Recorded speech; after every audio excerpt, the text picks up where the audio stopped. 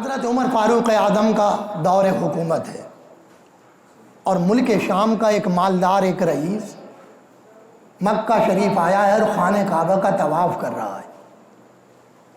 حضرت عمر کی عدالت بتا رہا ہوں میں آپ کو، پیغمبر اسلام کی تعلیم کیسے نافذ کی جاتی ہے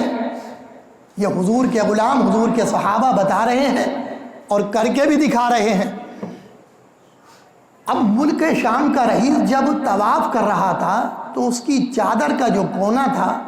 وہ ایک شخص کے پیر تلے آ گیا، اس کے پیر کے نیچے آ گیا اور وہ کونا جو ہے وہ دب گیا۔ اب وہ آدمی غریب تھا، کم درجے کا تھا، تو اس ملک شام کے مالدار رئیس نے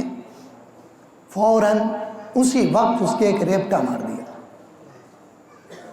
کیونکہ نشے میں چور تھا دولت کے۔ اب وہ آدمی بھی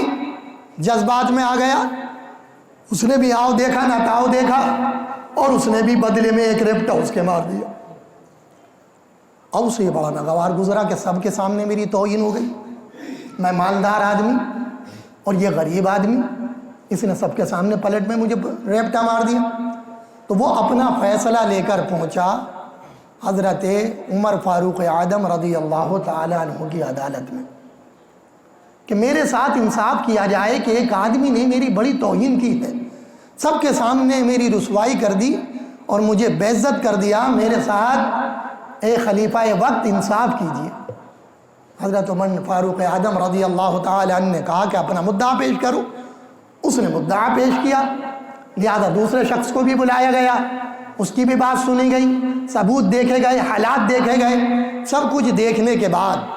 اب حضرت عمر فاروق اعظم رضی اللہ تعالی عنہ ارشاد فرماتے ہیں کہ انصاف تو ہو گیا، فیصلہ تو ہو گیا، مجھے کرنے کی کوئی ضرورت نہیں۔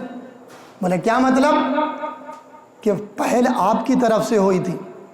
ریپٹا تماچا پہلے آپ نے مارا تھا، پلٹ میں اس نے بھی آپ کے تماچا مار دیا۔ اس نے جان بوجھ کر آپ کی چادر پر پیر نہیں رکھا تھا، دھوکے سے پیر رکھا گیا تھا اور دھوکے سے کوئی کام ہو گیا تو اس کا تو کوئی سزا نہیں ہے،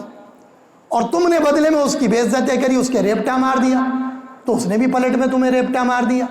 تو اب بات ختم ہو گئی، ہماری عدالت سے اب یہ فیصلہ ہے کہ آپ اپنا کام کیجئے اور اسے اپنا کام کرنے دیجئے۔ وہ اور زیادہ غصے میں ہوا، اس نے کہا آپ جانتے نہیں میں فلاں فلاں ملک کا رئیس ہوں، فلاں فلاں شہر کا رہنے والا ہوں، میری ایک عظمت ہے، عزت ہے، اس نے میری توہین کری ہے، اس نے میری بارگاہ میں گستاخی کی ہے، اس کی سزا یہ ہے کہ اسے قتل کیا جائے، یہ قتل کا مستحق ہے، آپ اس کو قتل کریں۔ اب سنیں حضرت عمر فاروق اعظم رضی اللہ تعالیٰ عنہ کے جواب۔ گاندھی جی نے ایسے نہیں کہا تھا،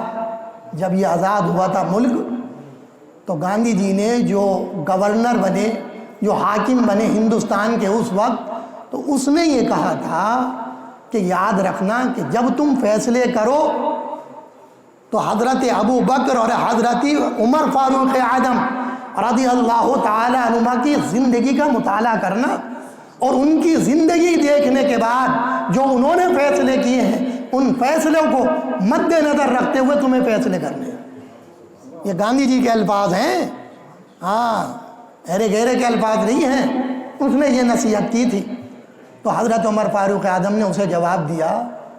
اس رئیس کو، اس مالدار کو، کہ یہ جو سب کچھ تم مجھ سے کہہ رہے ہو یہ زمانہ جاہلیت میں ہوتا تھا، یہ جب ہوا کرتا تھا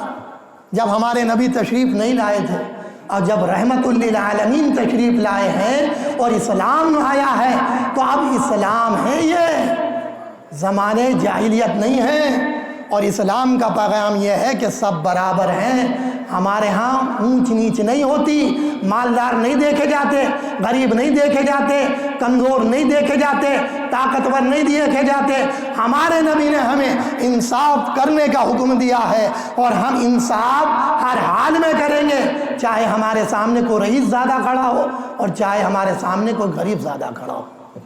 اور آپ نے یہ فیصلہ فرما کر اسے رخصت کر دیا۔ آپ نے نہیں دیکھا کہ یہ مالدار ہے پہ مجھے تحفے میں مال دے گا، آپ نے نہیں دیکھا کہ یہ مجھے دولت دے گا یا درہم و دینار دے گا۔